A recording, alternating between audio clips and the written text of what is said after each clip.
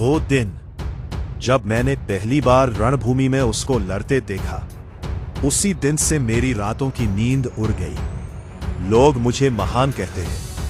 मैंने कई राज्यों को अपने अधीन कर लिया। कई राजाओं ने मेरी अधीनता स्वीकार कर ली। मुझे लगा मेवाड़ भी झुक जाएगा, लेकिन मैं गलत था। मेरे सामने एक ऐसा राजा खड़ा था जिसने सिंहासन से पहले स्वतंत्रता को चुना।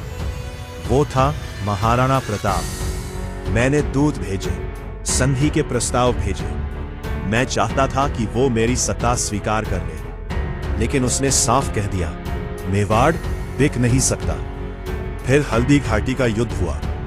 मेरी सेना संख्या में बड़ी थी, मेरे पास अधिक संसाधन थे, लेकिन रणभूमि में मैंने देखा कि हार मेरी निश्चित है। कुछ योद्धा केवल जीतने के लिए नहीं लड़ते, वे अपने स्वाभिमान के लिए लड़ते हैं। युद्ध समाप्त हुआ, लेकिन मेरी सबसे बड़ी चुनौती समाप्त नहीं हुई। मैंने सोचा था कि मेवाड़ मेरे अधीन आ जाएगा, लेकिन वर्षों बीत गए और महाराणा प्रताप झुके नहीं। उन्होंने अरावली को अपना किला बना लिया, बार बार अपने क्षेत्रों को वापस लिया।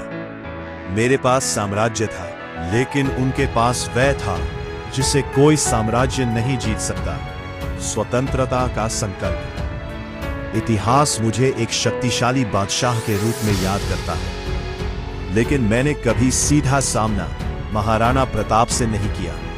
जब भी महाराणा प्रताप का नाम लिया जाता है, लोग यह भी याद करते हैं कि एक ऐसा राजा था जो कभी झुका नहीं। मैं अकबर हूं, और अगर इतिहास ने मुझे कुछ सिखाया तो यह है कि तलवारों से राज्य जीते जा सकते हैं, लेकिन स्वाभिमान नहीं। कुछ युद्ध रणभूमि में खत्म हो जाते हैं, लेकिन कुछ संघर्ष इतिहास में हमेशा जीवित रहते हैं।